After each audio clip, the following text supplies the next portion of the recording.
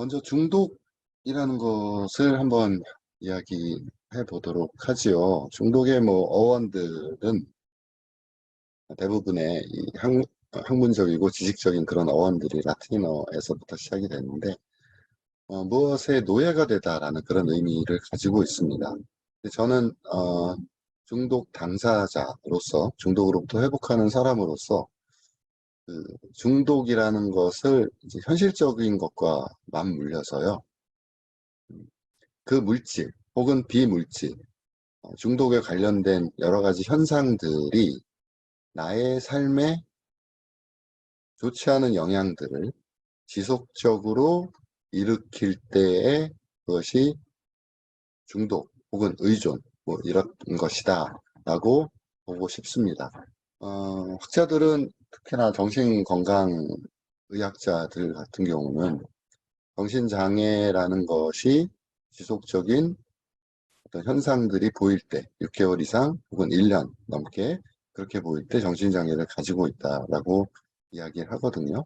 결국에는 중독 물질이나 혹은 비물질에 내가 나의 삶을 주관적으로 살지 못하고 끌려가는, 그것으로부터 통제당하는 그런 의미를 포함하고 있는 것이 중독의 의미가 될 수 있겠죠.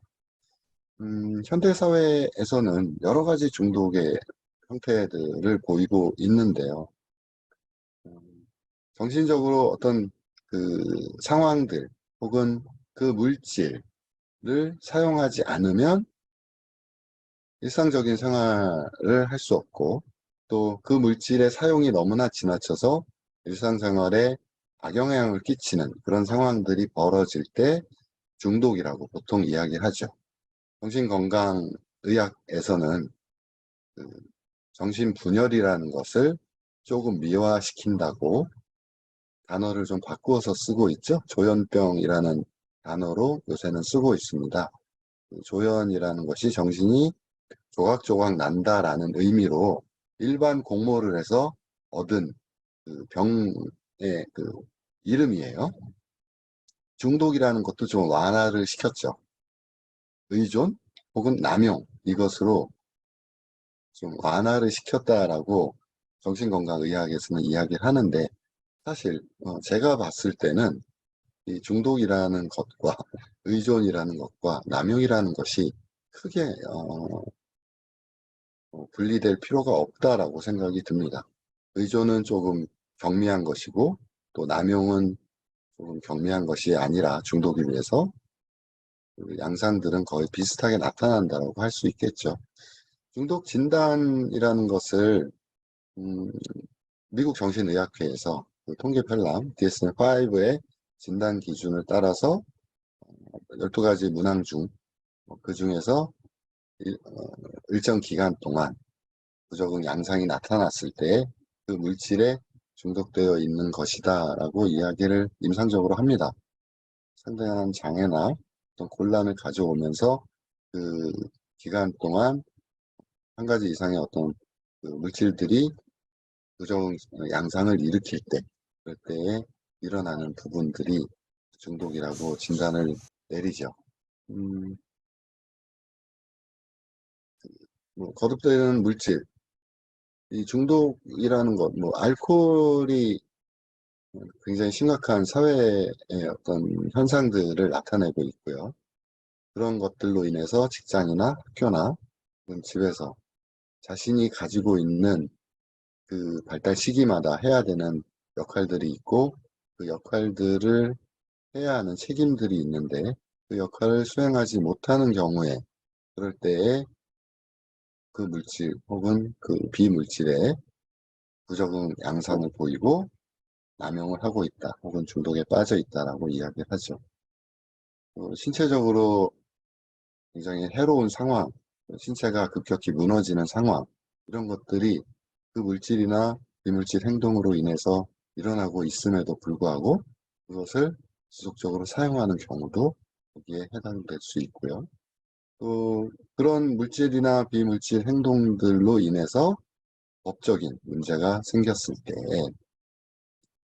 중독의 진단을 받을 수가 있겠죠. 그런 문제들은 사회적 관계 안에서 일어나고요. 또 가족 관계 안에서도 일어나서 악화의 길을 걷게 되죠. 그럼에도 불구하고 계속해서 그 물질이나 비물질 행동들을 하는 그런 경우들이 있습니다. 그래서 중독, 의존, 남용 그 단어를 제가 구분해서 쓰기는 했는데요. 그 의미를 크게 다르게 생각하실 필요는 없을 것 같고요. 일단 제가 의존의 어떤 진단 기준이라고 이렇게 이야기를 해 놓았기 때문에 이 부분을 살펴보도록 하겠습니다. 이렇게 몇 가지 현상들이 나타나게 될 텐데 그 중에 3가지 이상 증상이 지난 1년 동안 있었다라고 한다면 그 물질 혹은 비물질에 대한 의존 현상들이 있다라고 스스로 판단할 수 있겠습니다. 먼저 내성이 생깁니다. 이 내성이라는 것 다 아시죠? 그 물질, 알코올로 예를 들어 볼게요. 알코올을 사용함에 있어서 알코올의 양이 점점 증가하는 겁니다. 약물을 사용함에 있어서 그 약물의 양이 점점 증가해서 우리 몸이 그것에 대한 반응을 일으키는 것들이 조금씩 달라지는 거죠. 즉 수면제를 예를 들어 보도록 하겠습니다. 신경 안정제인 그 수면제를 처음에는 잠을 자기 위해서 하나를 복용했다고 치죠. 그랬는데 우리 몸이 그 수면제 하나의 내성 반응을 일으켜서 적응을 해서 이제는 하나를 먹어도 잠이 들지 않는 그런 상황들을 나타내는 몸의 반응이라고 생각하시면 되고요. 그래서 그 약물 복용의 양을 증가시킬 수밖에 없는 그런 상황들이 우리 몸에서 일어납니다. 알코올도 마찬가지고요. 처음에는 한 병의 술을 마시고 기분이 좋아지거나 혹은 그 알코올 섭취에 어떤 긍정적인 반응들을 나타냈던 사람이 그 한 병이 점점 양이 늘어나면서 한 병을 먹어도 그런 긍정적인 반응이 일어나지 않거나 2병, 3병 먹어야 그런 효과가 나타나는 그런 부분들을 내성이라고 이야기하죠. 그리고 이 중독에 걸려 있는 사람들에게 심각하게 나타나는 부분들이 금단 증상입니다. 환청이나 이상한 소리가 들리는 거죠. 그리고 가장 가벼운 손떨림이라던가 식은땀 같은 것들이 보이는 그런 형태들이 나타나죠. 그런데 이 금단 증상이 없어지는 경우가 있어요. 그 중독 물질, 알코올이면 알코올, 도박이면 도박, 여러 가지 그런 약물이면 약물, 그런 중독 물질을 섭취하거나 그 행동을 하게 되면 금단 증상이 사라집니다. 그런데 그 물질이 우리 몸에 들어가지 않으면 금단 증상이 나타나는 그런 부분들이 생기죠. 그리고 또 이제 스스로 이거는 자기가 이 문제가 있다라는 것들을 인정하는 이 부분에 참 어려운 부분이 있는데요. 자기가 조절하고 절제하려고 했는데 노력했는데 실패하는 그런 경험들을 하는 경우가 있습니다. 그런 것들이 나타났을 때는 내가 어느 정도 이 물질이나 비물질에 대해서 중독 증세가 있구나라고 판단을 하고 경계를 해야 되는 부분들이 있는데요. 사실 그렇지 않습니까? 사회적으로 우리나라처럼 특히나 알코올에 대해서 굉장히 관대한 나라도 없습니다. 다른 여러 선진국 같은 경우 알코올을 섭취하는 광고 같은 거 있잖아요. 왜 저희들이 그래도 시간을 정해놓고 광고를 합니다. 텔레비전을 보시는 분들은 아시겠지만 11시, 저녁 밤 11시 되기 전에는 알코올과 관련된 그것을 선전할 수가 없습니다. 음료 선전을 할 수가 없어요. 11시가 되면 누가 나타납니까? 텔레비전. 도깨비가 나타나가지고 그 멋진 공유 씨가 맥주 쫙 펼쳐져 있는 맥주 바다 위를 막 뛰어가죠. 그리고 카 소리를 내면서 술을 마시는 이런 모습들을 보이죠. 그런 광고 자체, 그런 광고를 만드는 것 자체가 선진국에서는 불법입니다. 술을 마시면서 이것이 굉장히 좋은 물질이다 혹은 굉장히 시원하겠다 이런 어떤 표현을 하는 것 자체가 불법으로 되어 있어요, 선진국 같은 경우에. 그런데 우리나라는 그런 것들을 그냥 여과 없이, 청소년들이 분명히 그 시간에 텔레비전을 볼 수 있거든요. 어린 친구들도 그렇고 또 어른들도 마찬가지죠. 성인이 된 어른들도 그런 모습을 보면 자신도 모르게 구매 욕구나 마시고 싶다라는 그런 동기를 부여하게 되죠. 그런데 그런 것들을 이제 사회적으로 용납하고 있는 현실 안에서 특히나 알코올 중독 이런 부분들 뿐만 아니라 다른 중독에 대한 부분들도 어, 알게 모르게 저희들이 무의식적으로 허용하고 있는 부분들이 굉장히 많이 있습니다. 그런 물질들을 구하거나 사용하거나 사용 후에 일상으로 돌아오는데도 많은 시간을 소비하는 경우들도 있지만, 일단 그것을 구하는 것도 굉장히 쉽죠. 우리나라 같은 경우는요. 또 사회적 직업적인 어떤 포기 상태, 직업을 잃거나 또 가장으로서의 해야 하는 역할들을 하지 못하는 상황들이 벌어지는 경우에 의존의 진단 기준을 받게 되고 치료를 받는 상황들이 벌어지기도 하죠. 또 그런 물질이나 어떤 행동, 도박 같은 것도 중독에 들어가니까요.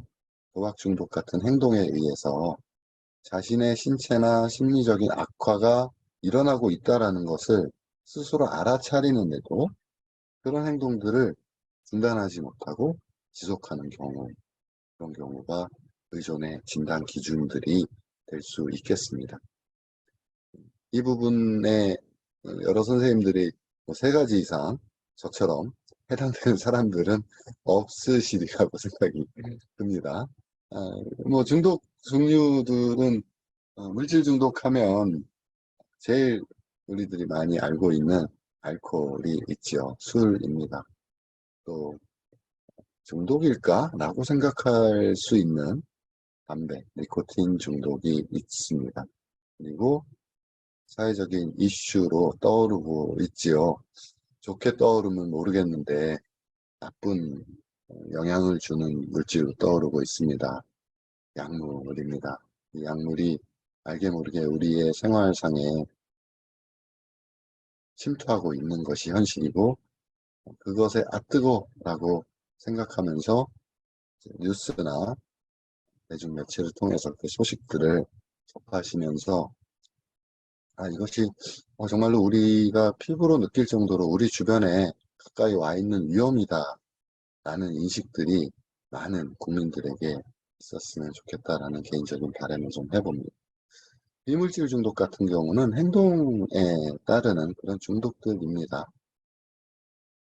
도박, 대표적인 비물질 중독이고요. 또 여러분들 운전하시거나 길거리를 갈 때 사람들을 한번 보십시오. 그분들 중에 분명히 스마트폰 중독이 있을 겁니다. 길거리 걸어갈 때도 항상 스마트폰을 보고요.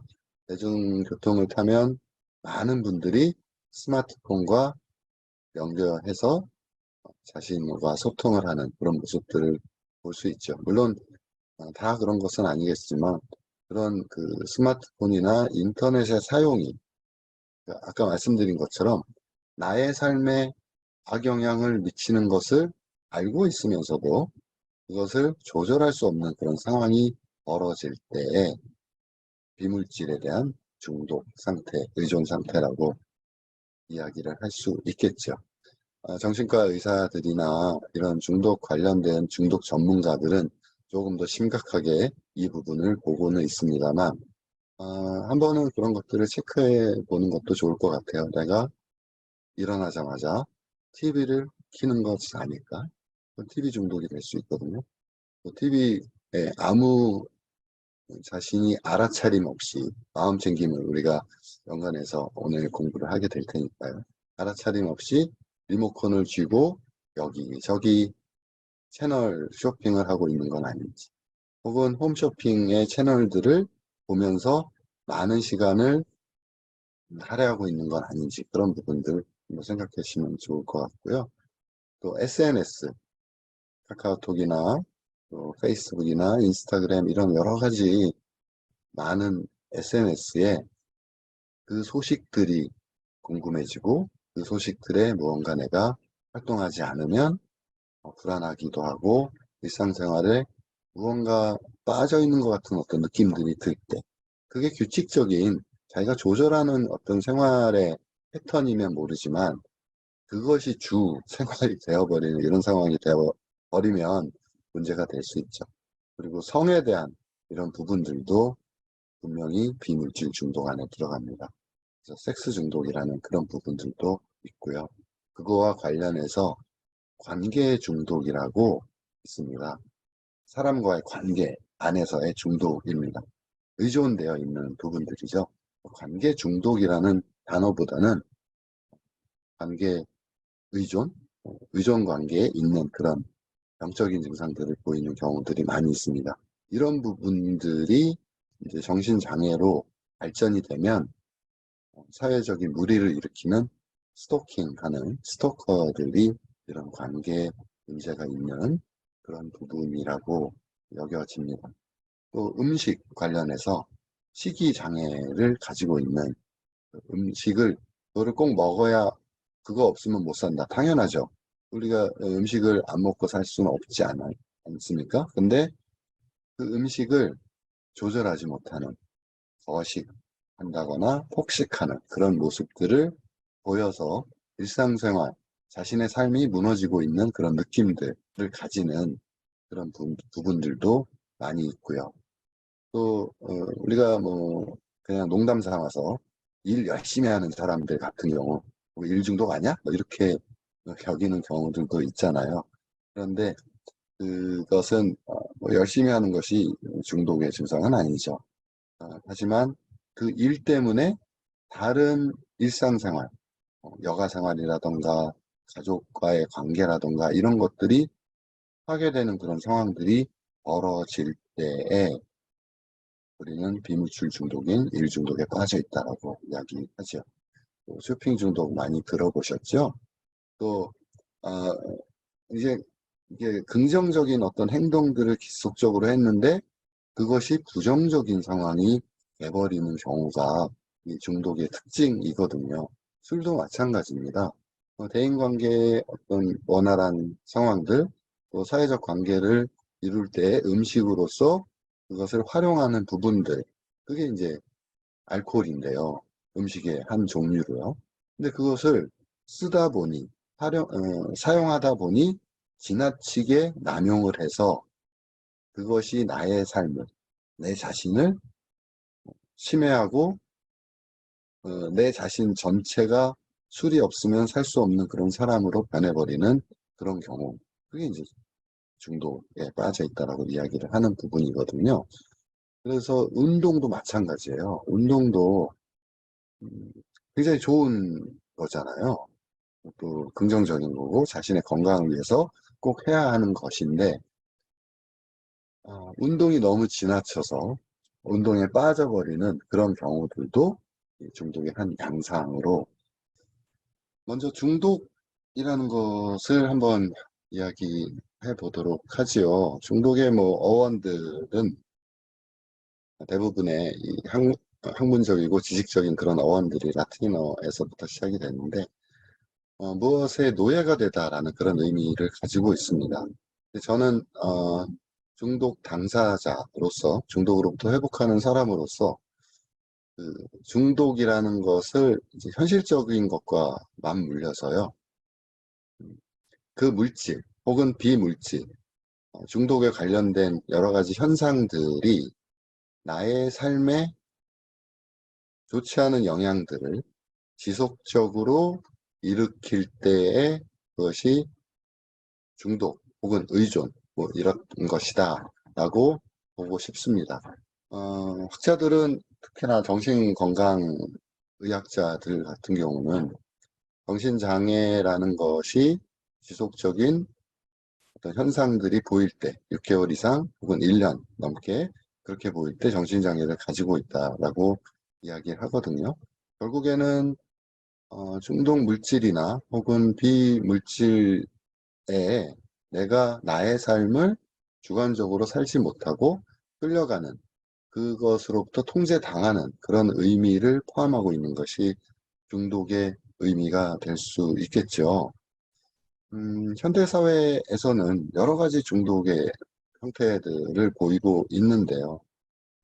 음, 정신적으로 어떤 그 상황들 혹은 그 물질을 사용하지 않으면 일상적인 생활을 할 수 없고, 또 그 물질의 사용이 너무나 지나쳐서 일상생활에 악영향을 끼치는 그런 상황들이 벌어질 때 중독이라고 보통 이야기하죠.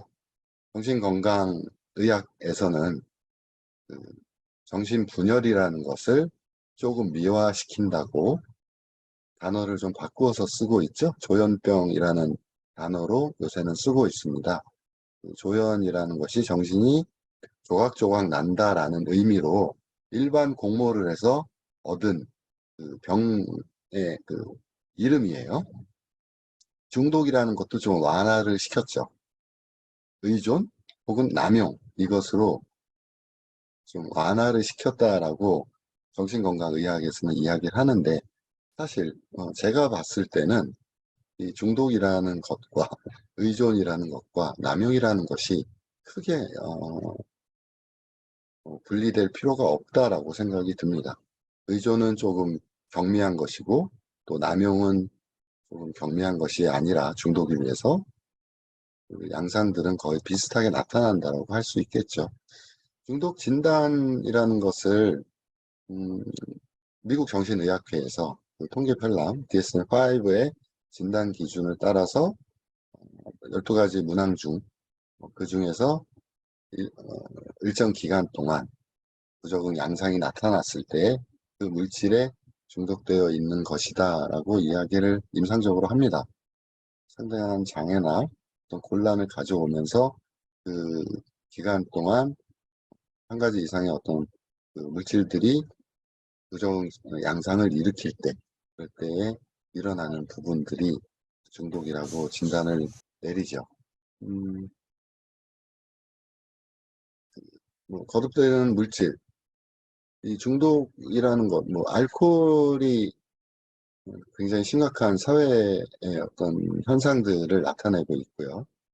그런 것들로 인해서 직장이나 학교나 혹은 집에서 자신이 가지고 있는 그 발달 시기마다 해야 되는 역할들이 있고, 그 역할들을 해야 하는 책임들이 있는데 그 역할을 수행하지 못하는 경우에, 그럴 때에 그 물질 혹은 그 비물질에 부적응 양상을 보이고 남용을 하고 있다 혹은 중독에 빠져 있다라고 이야기를 하죠. 신체적으로 굉장히 해로운 상황, 신체가 급격히 무너지는 상황, 이런 것들이 그 물질이나 비물질 행동으로 인해서 일어나고 있음에도 불구하고 그것을 지속적으로 사용하는 경우도 여기에 해당될 수 있고요. 또 그런 물질이나 비물질 행동들로 인해서 법적인 문제가 생겼을 때 중독의 진단을 받을 수가 있겠죠.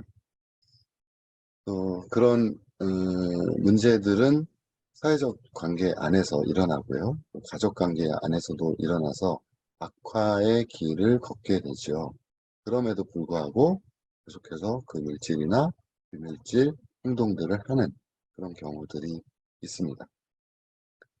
그래서 중독, 의존, 남용, 그 단어를 제가 구분해서 쓰기는 했는데요. 그 의미를 크게 다르게 생각하실 필요는 없을 것 같고요. 일단 제가 의존의 어떤 진단 기준이라고 이렇게 이야기를 해 놓았기 때문에 이 부분을 살펴보도록 하겠습니다. 이렇게 몇 가지 현상들이 나타나게 될 텐데, 그 중에 3가지 이상 증상이 지난 1년 동안 있었다라고 한다면 그 물질 혹은 비물질에 대한 의존 현상들이 있다라고 스스로 판단할 수 있겠습니다. 먼저 내성이 생깁니다. 이 내성이라는 것 다 아시죠? 그 물질, 알코올로 예를 들어 볼게요. 알코올을 사용함에 있어서 알코올의 양이 점점 증가하는 겁니다. 약물을 사용함에 있어서 그 약물의 양이 점점 증가해서 우리 몸이 그것에 대한 반응을 일으키는 것들이 조금씩 달라지는 거죠. 즉, 수면제를 예를 들어 보도록 하겠습니다. 신경 안정제인 그 수면제를 처음에는 잠을 자기 위해서 하나를 복용했다고 치죠. 그랬는데 우리 몸이 그 수면제 하나의 내성 반응을 일으켜서 적응을 해서 이제는 하나를 먹어도 잠이 들지 않는 그런 상황들을 나타내는 몸의 반응이라고 생각하시면 되고요. 그래서 그 약물 복용의 어떤 양을 증가시킬 수밖에 없는 그런 상황들이 우리 몸에서 일어납니다. 알코올도 마찬가지고요. 처음에는 한 병의 술을 마시고 기분이 좋아지거나 혹은 그 알코올 섭취에 어떤 긍정적인 반응들을 나타냈던 사람이 그 한 병이 점점 양이 늘어나면서 한 병을 먹어도 그런 긍정적인 반응이 일어나지 않거나 두 병, 세 병 먹어야 그런 효과가 나타나는 그런 부분들을 내성이라고 이야기하죠. 그리고 이 중독에 걸려 있는 사람들에게 심각하게 나타나는 부분들이 금단 증상입니다. 환청이나 이상한 소리가 들리는 거죠. 그리고 가장 가벼운 손떨림이라던가 식은땀 같은 것들이 보이는 그런 형태들이 나타나지요. 그런데 이 금단 증상이 없어지는 경우가 있어요. 그 중독 물질, 알코올이면 알코올, 뭐 도박이면 도박, 여러 가지 그런 약물이면 약물, 그런 중독 물질을 섭취하거나 그 행동을 하게 되면 금단 증상이 사라집니다. 그런데 그 물질이 우리 몸에 들어가지 않으면 금단 증상이 나타나는 그런 부분들이 생기죠. 그리고 또 이제 스스로 이거는 자기가 이 문제가 있다라는 것들을 인정하는 이 부분에 참 어려운 부분이 있는데요. 자기가 조절하고 절제하려고 했는데 노력했는데 실패하는 그런 경험들을 하는 경우가 있습니다. 그런 것들이 나타났을 때는 내가 어느 정도 이 물질이나 비물질에 대해서 중독 증세가 있구나라고 판단을 하고 경계를 해야 되는 부분들이 있는데요. 사실 그렇지 않습니까? 사회적으로 우리나라처럼 특히나 알코올에 대해서 굉장히 관대한 나라도 없습니다. 음, 다른 여러 선진국 같은 경우 알코올을 섭취하는 광고 같은 거 있잖아요. 왜 저희들이 그래도 시간을 정해놓고 광고를 합니다. 텔레비전을 보시는 분들은 아시겠지만 11시, 저녁 밤 11시 되기 전에는 알코올과 관련된 그것을 선전할 수가 없습니다. 음료 선전을 할 수가 없어요. 11시가 되면 누가 나타납니까? 텔레비전. 그 도깨비가 나타나가지고 그 멋진 공유 씨가 맥주 쫙 펼쳐져 있는 맥주 바다 위를 막 뛰어가죠. 그리고 하 소리를 내면서 술을 마시는 이런 모습들을 보이죠. 그런 광고 자체, 그런 광고를 만드는 것 자체가 선진국에서는 불법입니다.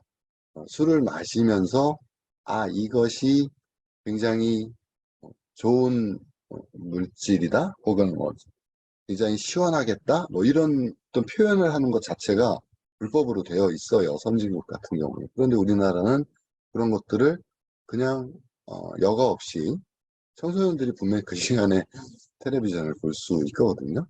어린 친구들도 그렇고 또 어른들도 마찬가지죠. 성인이 된 어른들도 그런 모습을 보면 자신도 모르게 구매 욕구나 뭐 마시고 싶다라는 그런 동기를 부여하게 되죠. 그런데 그런 것들을 이제 사회적으로 용납하고 있는 현실 안에서 특히나 알코올 중독 이런 부분들 뿐만 아니라 다른 중독에 대한 부분들도 어, 알게 모르게 저희들이 무의식적으로 허용하고 있는 부분들이 굉장히 많이 있습니다. 그런 물질들을 구하거나 사용하거나 사용 후에 일상으로 돌아오는데도 많은 시간을 소비하는 경우들도 있지만 일단 그것을 구하는 것도 굉장히 쉽죠. 우리나라 같은 경우는요. 사회적 직업적인 어떤, 포기 상태, 직업을 잃거나 가장으로서의 해야 하는 역할들을 하지 못하는 상황들이 벌어지는 경우에 의존의 진단 기준을 받게 되고 치료를 받는 상황들이 벌어지기도 하죠. 또 그런 물질이나 어떤 행동, 도박 같은 것도 중독에 들어가니까요. 도박 중독 같은 행동에 의해서 자신의 신체나 심리적인 악화가 일어나고 있다라는 것을 스스로 알아차리는데도 그런 행동들을 중단하지 못하고 지속하는 경우, 그런 경우가 의존의 진단 기준들이 될 수 있겠습니다. 이 부분에 여러 선생님들이 뭐 3가지 이상 저처럼 해당되는 사람들은 없으시리라고 생각이 듭니다. 뭐 중독 종류들은 물질 중독하면 제일 우리들이 많이 알고 있는 알코올이 있죠. 술입니다. 또 중독일까? 라고 생각할 수 있는 담배, 니코틴 중독이 있습니다. 그리고 사회적인 이슈로 떠오르고 있지요. 좋게 떠오르면 모르겠는데 나쁜 영향을 주는 물질로 떠오르고 있습니다. 약물입니다. 이 약물이 알게 모르게 우리의 생활상에 침투하고 있는 것이 현실이고 그것에 뜨거라고 생각하면서 뉴스나 대중매체를 통해서 그 소식들을 접하시면서 이것이 정말로 우리가 피부로 느낄 정도로 우리 주변에 가까이 와 있는 위험이다 라는 인식들이 많은 국민들에게 있었으면 좋겠다라는 개인적인 바람을 좀 해봅니다. 비물질 중독 같은 경우는 행동에 따르는 그런 중독들입니다. 도박, 대표적인 비물질 중독이고요. 또 여러분들 운전하시거나 길거리를 갈 때 사람들을 한번 보십시오. 그분들 중에 분명히 스마트폰 중독이 있을 겁니다. 길거리 걸어갈 때도 항상 스마트폰을 보고요. 대중교통을 타면 많은 분들이 스마트폰과 연결해서 자신과 소통을 하는 그런 모습들을 볼 수 있죠. 물론 다 그런 것은 아니겠지만 그런 그 스마트폰이나 인터넷의 사용이 아까 말씀드린 것처럼 나의 삶에 악영향을 미치는 것을 알고 있으면서도 그것을 조절할 수 없는 그런 상황이 벌어질 때에 비물질에 대한 중독 상태, 의존 상태라고 이야기를 할 수 있겠죠. 정신과 의사들이나 이런 중독 관련된 중독 전문가들은 조금 더 심각하게 이 부분을 보고는 있습니다만 한 번은 그런 것들을 체크해 보는 것도 좋을 것 같아요. 내가 일어나자마자 TV를 켜는 것이 아닐까? TV 중독이 될 수 있거든요. TV에 아무 자신이 알아차림 없이 마음 챙김을 우리가 연관해서 오늘 공부를 하게 될 테니까요. 알아차림 없이 리모컨을 쥐고 여기저기 채널 쇼핑을 하고 있는 건 아닌지, 혹은 홈쇼핑의 채널들을 보면서 많은 시간을 할애하고 있는 건 아닌지, 그런 부분들 한번 생각해 주시면 좋을 것 같고요.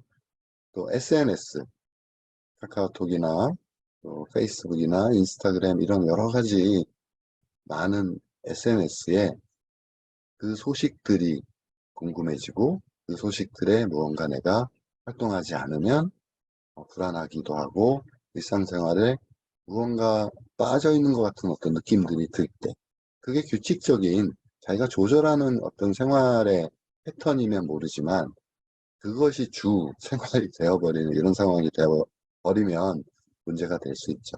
그리고 성에 대한 이런 부분들도 분명히 비물질 중독 안에 들어갑니다. 그래서 섹스 중독이라는 그런 부분들도 있고요. 그거와 관련해서 관계 중독이라고 있습니다. 사람과의 관계 안에서의 중독입니다. 의존되어 있는 부분들이죠. 관계 중독이라는 단어보다는 관계 의존, 의존 관계에 있는 그런 병적인 증상들을 보이는 경우들이 많이 있습니다. 이런 부분들이 이제 정신장애로 발전이 되면 사회적인 무리를 일으키는 스토킹하는 스토커들이 이런 관계 문제가 있는 그런 부분이라고 여겨집니다. 또 음식 관련해서 식이장애를 가지고 있는 음식을 너를 꼭 먹어야 그거 없으면 못 산다. 당연하죠. 우리가 음식을 안 먹고 살 수는 없지 않습니까? 근데 그 음식을 조절하지 못하는 거식한다거나 폭식하는 그런 모습들을 보여서 일상생활, 자신의 삶이 무너지고 있는 그런 느낌들을 가지는 그런 부분들도 많이 있고요.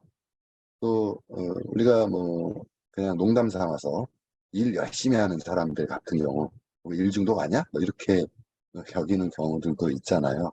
그런데 그것은 뭐 열심히 하는 것이 중독의 증상은 아니죠. 하지만 그 일 때문에 다른 일상생활, 여가생활이라던가 가족과의 관계라던가 이런 것들이 파괴되는 그런 상황들이 벌어질 때에 우리는 비누출 중독인 일 중독에 빠져 있다라고 이야기하죠. 또 쇼핑 중독 많이 들어보셨죠? 또 이제 이게 긍정적인 어떤 행동들을 지속적으로 했는데 그것이 부정적인 상황이 돼버리는 경우가 이 중독의 특징이거든요. 술도 마찬가지입니다. 대인관계의 어떤 원활한 상황들, 또 사회적 관계를 이룰 때 음식으로서 그것을 활용하는 부분들, 그게 이제 알코올인데요. 음식의 한 종류로요. 근데 그것을 쓰다 보니, 사용하다 보니 지나치게 남용을 해서 그것이 나의 삶을, 내 자신을 침해하고 내 자신 전체가 술이 없으면 살 수 없는 그런 사람으로 변해버리는 그런 경우. 그게 이제 중독에 빠져 있다라고 이야기를 하는 부분이거든요. 그래서 운동도 마찬가지예요. 운동도 굉장히 좋은 거잖아요. 또 긍정적인 거고 자신의 건강을 위해서 꼭 해야 하는 것인데 운동이 너무 지나쳐서 운동에 빠져버리는 그런 경우들도 중독의 한 양상으로 아시는 분은 아실 수도 있고요. 모르시는 분들을 또 대상으로 해서 한번 잠깐 소개를 드려보도록 하죠. 좀 전에 말씀드렸던 AA와 같은 그런 치료를 목적으로 하는, 회복을 목적으로 하는 공동체에서 시작이 됐고요. 1단계부터 12단계까지의 생활 방식들을 그거에 맞게 매일매일 실천하면서 살아가는 그런 프로그램입니다. 그와 유사한 프로그램들이 좀 전에 말씀드렸던 GA라든가 NA라든가 이런 데서 활용하고 있고요. 미국에서 시작했기 때문에 미국에서는 더 보편화되어 있어서 일반 다큐 프로그램이라든가 대담 프로그램 같은데 오프라 윈프리 쇼 같은 것들을 보면 12단계 프로그램을 이야기하고 있는 것을 우리가 볼 수 있습니다. 이것은 AA의 12단계 프로그램입니다 라고 소개하지는 않습니다만 대담하는 과정 안에서 12단계 프로그램을 몇 단계까지 하셨습니까? 내지는 그 12단계 프로그램을 생활 속에 접목시켜서 생활하고 계십니까? 이렇게 오프라 윈프리가 물어보는 그런 것을 보면서 제 입장에서는 여러 선생님들은 아닐지 모르지만 소름 돋는 경험을 했습니다. 와, 대단하다. 저것이 미국에서 시작됐지만 우리도 알고 있으니 우리 사회에서도 저것이 전반적으로 퍼진다면 우리 대한민국의 많은 국민들이 여러 가지 고통들 속에서도 헤어나올 수 있는 그런 아름다운 사회가 되지 않을까 제가 좀 망상을 좀 했습니다. 근데 그 중독의 특징이 망상입니다. 그래서 제가 좀 망상을 많이 해요. 그래서 좋은 말로 공상가라는 표현도 하고요. 망상을 많이 합니다. 근데 언젠가는 그 망상이 많은 과학이 발전되는 것처럼 우리의 상상이 현실로 이루어지는 것들이 많이 있지 않습니까? 저는 12단계 프로그램이 현실적으로 대한민국에서 꼽힐 것이라고 굳게 믿고 있습니다. 믿거나 말거나 제가 좋은 대로 그냥 살아가면 되는 거죠. 뭐. 그 경험 모델에서 출발해서 이론화되어 있는 게 12단계 특징이고요. 긍정적인 삶의 변화를 일어난다는 것에 대한 확신을 줍니다. 아까 말씀드렸잖아요. 중독자의 특성이 부정적이고 궁극적으로는 삶의 변화가 항상 부정적인 것에 노출되어 있어요. 되겠어? 안 될 거야. 뭐 이렇게 긍정적이지 않고 부정적인 쪽으로 가고 있는데 궁극적으로 그런 삶의 변화를 부정에서 긍정으로 바꿔주는 그런 역할들을 12단계가 하게 되고요. 저도 그 12단계 프로그램, 기존에 있는 프로그램을 통해서 그런 경험들을 많이 가졌고요. 자기가 변하게 되면 우리 선한 영향력을 준다고 하잖아요. 자신이 변한 그 모습이 다른 누군가에게 선한 영향을 미칠 수 있는 것들을 12단계를 통해서 발견할 수가 있고요. 그런 12단계가 진행되는 치료 과정 안에서는 영적인 여정, 그 삶의 여정이 너무나 아름답고 너무나 감사하고 내가 가진 것이 예전에는 정말로 아무것도 없었는데 아무것도 없는 것처럼 보였는데 이렇게나 많이 가지고 있어? 라는 깨달음도 얻게 되고요. 그런 감사함에서 누군가가 같이 동반자로서 걸어갈 수 있다면 이라는 아름다운 여정을 꿈꿀 수도 있는 것 같습니다. 생활 전반에 거쳐서 반복적으로 적용되는 특징들이 있고요. 임상에서는 AA 협회 또 혹은 미국의 AA 협회, GA 뭐 이런 곳에서 12단계를 통해서 회복한 사람들만 부르짖는 것이 아니라 많은 학자들조차도 가장 중독을 효과적으로 다룰 수 있는 모델이라고 이야기하고 있습니다. 그거에 대한 믿음들도 이야기하고 있고요. 그래서 중독자들이 가지고 있는 기본적인 특징인 자기 자신만 알고 있는 자기 중심성, 또 다른 누군가가 피해를 입든지 말든지 내가 하고 싶은 것만 하면 돼 라고 생각하는 아주 극단적인 이기심, 이런 이기심과 또 무언가 직면했을 때 해결하고자 하는 것을 누구나 겪게 되는 거예요. 그게 두려움이죠. 저도 이 강의를 시작하기 전에 엄청난 두려움에 빠져서 접속을 10분이나 늦게 했습니다. 그 두려움에 근거한 그런 부정이나 합리화, 투사하는 중독적 사고 같은 것들을 지속적으로 검토할 수 있게 해줍니다. 이 12단계가. 그런 12단계의 영속적 접근 방법들을 한번 보도록 생리 기반 12단계 프로그램이 탄생이 됐고요. 아까 말씀드린 것처럼 그 11단계 그런 중독자들을 대상으로 해서 11단계의 마음챙김 명상의 어떤 기초 훈련들을 4주 정도 진행을 하도록 프로그램을 짰고요. 그 방법들은 훈련인데요.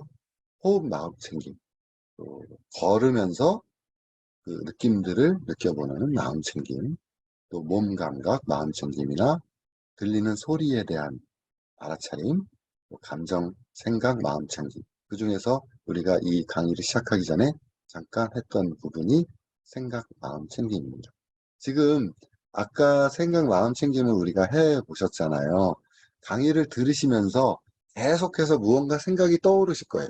그것을 내가 마음챙김하고 있으셨는지 한번 생각해 보시면 혹시 놓치고 그냥 지나치고 계시지는 않았는지, 저 강의가 저 강사가 왜 저래, 이상한 소리를 하고 있어라는 생각이 떠오르고 있네라고 알아차리는 그런 훈련들을 하셨는지, 혹시 놓치셨으면 지금부터라도 끝나는 한 30분 남은 시간까지 계속해서 우리 마음 속에서 우리 뇌 속에서 일어나는 생각들을 알아차리시는 것들, 그런 훈련들을 하시면 좋을 것 같다라고 생각이 듭니다. 그런 마음챙김 훈련과 함께 아까 보여드렸던 1단계부터 12단계들을 쭉 진행하는 겁니다. 내가 1단계 아까 항복이라고 그랬죠.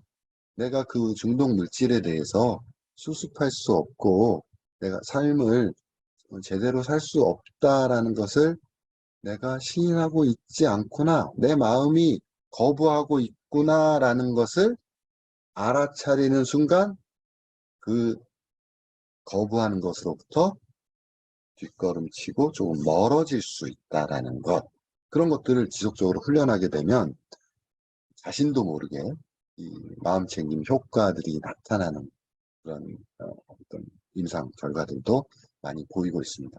좀 심화 과정 같은 경우는 그거를 좀 더 깊게 10단계부터 12단계에 지금의 삶에 지속적으로 연습한 것들을 지금의 삶에 적용시키는 겁니다. 그래서 나의 삶이 보다 자율적이고 내 삶에 대해서 책임감을 가지고 중독에 빠져 있는 사람이 책임감을 갖는다는 거 굉장히 큰 발전입니다. 또 누군가와 자기 중심성이 굉장히 강한 사람이 협력하는 관계를 갖는다는 것. 이거 정말로 발전된 거죠. 그리고 가장 중요한 겁니다. 중독에 빠져 있는 사람들이 처음엔 그러지 않았지만 자신도 모르게 이기적이 되는 굉장히 이기적인 자기 중심성을 가진 사람이 이타성을 향상시키는 것. 그것이 이 마음챙김 기반으로 해서 12단계 프로그램을 할 때 효과적으로 일어날 수 있다는 거죠.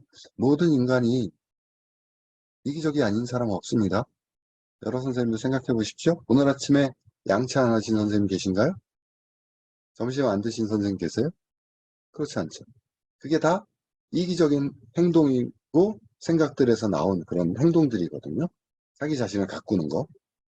근데 그거는 누군가를 피해주지 않는 이기적인 행동이죠. 선한 이기심이라고 저는 표현을 하는데요. 그런데 이 중독에 걸려버리면 선한 이기심은 둘째치고 악한 이기심, 다른 누군가에게 피해를 주는 이기심에 똘똘 뭉쳐 있기 때문에 거기에서 벗어나서 이타적인 생각을 가지고 더 나아가서는 이타적인 행동을 할 때에 그만큼 성장이 일어나고 성장을 통해서 자신의 삶을 자율적이고 협력적인 사회의 구성원으로서 올바르게 살아갈 수 있는 그런 전인적인 인간으로 성장시켜주는 프로그램이라고 그렇게 믿고 있습니다.